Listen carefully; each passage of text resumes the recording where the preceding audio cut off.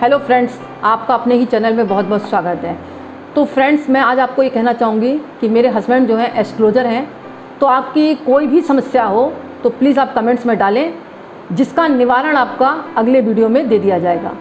तो जो आप समस्या लिखेंगे उसके साथ साथ आप जन्म पत्री में से देखकर अपनी जन्म तिथि और अपना बर्थ प्लेस यानी आपका जन्म कहाँ हुआ है वो और जन्म का समय और अपनी समस्या जो है कमेंट में डालें, जिससे जो भी समस्या होगी वो आपकी गुप्त रूप से आपको अगले ही वीडियो में बता दी जाएगी।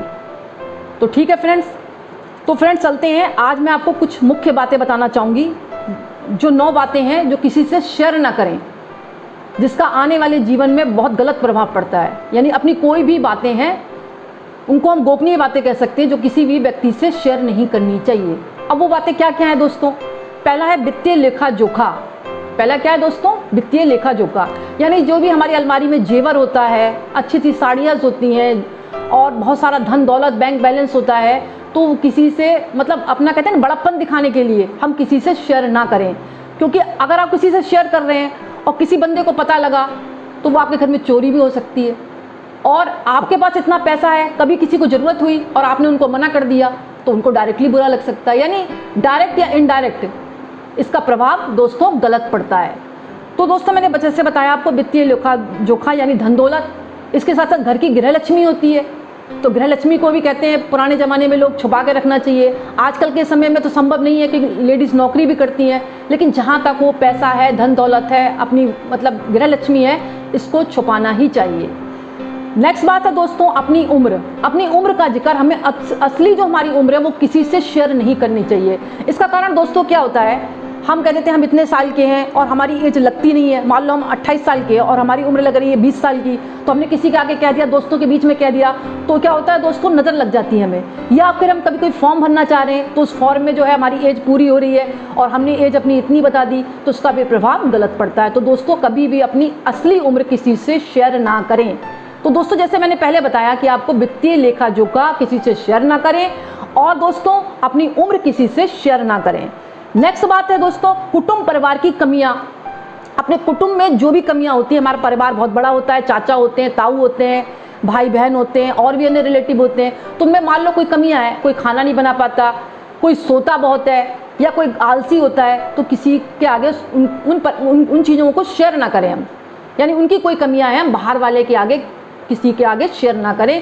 क्योंकि क्या होता है, अभी तो वो सुन लेंगे, लेकिन कभी आप कहीं बैठे हुए हैं, गार्डन में बैठे हैं या किसी के घर गए हैं, तो वो कहेंगे आपसे, अरे आपके भाई साहब में तो वो कमी थी, या आपका बेटा तो बहुत आलसी था, आपकी बीवी तो कामचोर है, खाना नहीं बना पाती। इसीलिए कहा गया है, पुराने लोगों ने कहा है, ग्रंथों में भी लिखा है दोस्तों, कि अपनी जो है परिवार की कोई भी कमियाँ हो, चाहे अपना घर परिवार हो या कुटुंब हो, तो किसी से शेयर ना करें।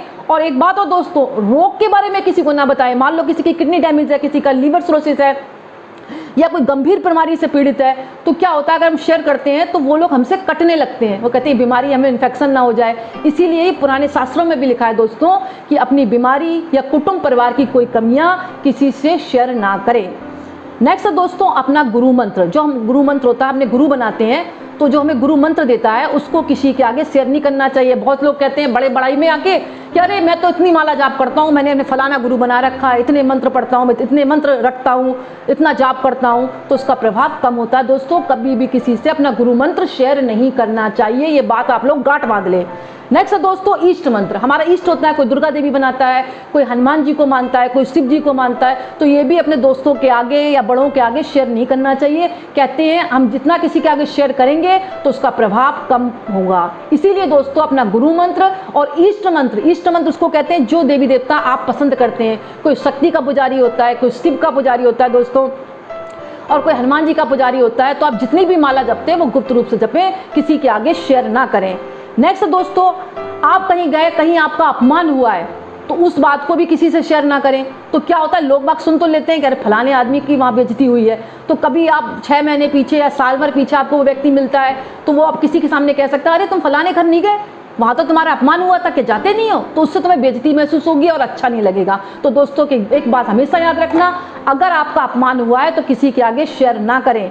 नेक्स्ट दोस्तों अपने रोगों में आप जो भी दवाई यूज़ कर रहे हैं उस दवाई को भी किसी के आगे शेयर ना करें। जैसे अस्थमा है तो आप कह दो मैं तो रामदेव जी की बाबा की दवाई लेता हूँ या फलानी दवाई लेता हूँ। इसका साइड इफेक्ट क्या होता है दोस्तों कि अब जो दवाई लेते हैं उसका कहने से कहते हैं प्रभाव कम हो जाता है और लोग फिर कटने भी लगते हैं क्योंकि उनको बीमारी का पता लग जाता है कि बीमारी है, हमें ना लग जाए। इसीलिए शास्त्रों में कहा गया है आप जो दवाई यूज करते हैं वो किसी के आगे शेयर ना करें। नेक्स्ट दोस्तों दान। कहते हैं दान ऐसा करना चाहिए जो अपने दाएं हाथ से दान करे तो बाएं को भी पता न लगे, बाएं से करे तो दाएं को भी पता नहीं लगना चाहिए। तो दान हमेशा चुपचाप करना चाहिए। और दान में भी होता है गुप्त दान, जो कि हम मंदिर में जाके दान करते हैं तो उस मंदिर के पुजारी को भी नहीं पता लगना चाहिए कि हमने दान किया, इस फलाने आदमी ने दान किया है। इसीलिए कहा गया दान को गुप्त रखना चाहिए और दान के बारे में ज़्यादा जिक्र नहीं करना चाहिए कि हमने कहा हमने तो इतने 1 किलो इतना सारा अनाज दिया, इतना गुड़ दिया है, इतना गाय को खिलाया है, इतना हमने दालें दान किए हैं। ये सब अपना बड़ापन बढ़ाने के लिए आपको किसी से शेयर ना करें, क्योंकि इसका प्रभाव पुण्य की तरफ तो नहीं जाता बल्कि पुण्य इसमें छीण हो जाता है। जितना प्रभाव आपको मिलना चाहिए उतना दोस्तों नहीं मिलता है। नेक्स्ट बात दोस्तों मैं कहना चाहूँगी कि कुछ चीज़ें होती हैं हमें उनको पैर नहीं लगाना चाहिए। कुछ चीज़ें जो होती हैं उनमें हमें पैर नहीं लगाना चाहिए। जैसे अग्नि है, आपके घर में हवन हो रहा है तो आप जल्दीबाजी में घर में काम कर रहे हैं तो आप पैर से टच कर गए, तो पैर से अग्नि को दोस्तों कभी नहीं छुआ जाता, इसका प्रभाव गलत पड़ता है। नेक्स्ट जो बटुक होते हैं 5 वर्ष के, उनको भी पैर नहीं लगाना चाहिए क्योंकि बटुक जो है भैरव देवता या हनुमान जी का रूप माने जाते हैं। वैसे हनुमान जी का रूप हनुमान जी भी होते हैं, लेकिन छोटे बच्चों को भी बटुक रूप और हनुमान जी के रूप में देखा जाता है। यानी 5 वर्ष के बालक से ना तो पैर छुलाना चाहिए, ना उनके पैर छूने के साथ साथ ना उनको कभी मार के भगाना चाहिए, क्योंकि वो भगवान का रूप माने जाते हैं। तो दोस्तों इस बात को याद रखना कि 5 वर्ष के बालक से कभी भी पैर ना छुआएं, बल्कि आप उनके उल्टे पैर छुएं। इसी प्रकार कन्या 2 से 8 वर्ष की जो होती है, याद रखना दोस्तों 2 से 8 वर्ष, उन कन्याओं को हम देवी मान के पूजन करते हैं, उनसे कभी भी पैर नहीं छुलाना चाहिए, बल्कि देवी मानकर आपको उनकी पूजा करनी चाहिए, बल्कि आपको उनके पैर छूने चाहिए। नेक्स्ट है दोस्तों गुरु।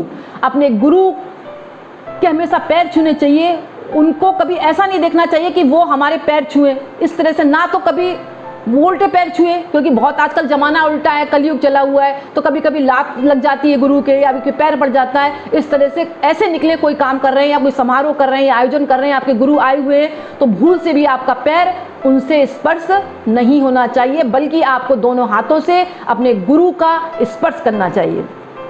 नेक्स्ट बात दोस्तों मैं कहना चाहूँगी स्मरण। कुछ चीज़ें बताई गई हैं कि हमें स्मरण से और भक्ति से कभी संतुष्ट नहीं होना चाहिए। वो चीज़ें कौन कौन सी है? जैसे अभ्यास, जैसे आप कोई ग्रंथ का अभ्यास कर रहे हैं, या हम कोई गाड़ी सीख रहे हैं, या मोटरसाइकिल सीख रहे हैं, या कार सीख रहे हैं, या हारमोनियम सीख रहे हैं, या भजन कर रहे हैं, या हम कीर्तन हारमोनियम से सीख रहे हैं, तो इन चीज़ों का लगातार अभ्यास करना चाहिए। तो अभ्यास से निरंतर अभ्यास होता है, यानी निरंतर से हमारी प्रैक्टिस अच्छी होती है। इससे हमें कभी संतुष्ट नहीं होना चाहिए कि हमने लैपटॉप सीख लिया या हमने गाड़ी सीख ली या कार सीख ली, अब घर बैठ के कि हमको तो आता ही आता है, लेकिन ऐसा नहीं करना चाहिए, इससे कभी संतुष्ट नहीं होना चाहिए। नेक्स्ट दोस्तों है परोपकार, यानी अच्छे कामों से हमें कभी संतुष्ट नहीं होना चाहिए कि हमने 1 महीने तो कर लिया, अगले महीने कह दिया हमने किया तो था, साल भर पीछे तो किया था, लेकिन नहीं, ऐसा हमें नहीं करना चाहिए। परोपकार हम निरंतर करेंगे, उतनी ही हमारी समृद्धि, खुशहाली और उन्नति बढ़ेगी। नेक्स्ट दोस्तों मैं कहना चाहूँगी कि भगवान का स्मरण, यानी भगवान का पूजा पाठ और भक्ति हमें निरंतर करना चाहिए। इससे भी कभी हमें बोर नहीं होना चाहिए और ना ही संतुष्ट होना चाहिए। ये पुरानी बातें जो हैं वेदों शास्त्रों में लिखी गई हैं दोस्तों, तो इसको अगर आप अपनाओगे तो आपके जीवन में खुशहाली, समृद्धि और शांति आएगी। और दोस्तों आज का वीडियो मैं ही समाप्त करती हूँ, और समाप्त करने के पहले मैं एक बात कहना चाहूँगी, जैसे कि मैंने पहले पर कहा आपसे कि मेरे हस्बैंड एस्ट्रोलॉजर हैं। अगर आपकी कोई भी समस्या हो, शादी विवाह संबंधी या शिक्षा से संबंधित या नौकरी नहीं लग रही है, तो शीघ्र आप कमेंट में डालें, जिसका तुरंत उत्तर आपको अगले वीडियो में दे दिया जाएगा। बहुत बहुत धन्यवाद दोस्तों, थैंक्स।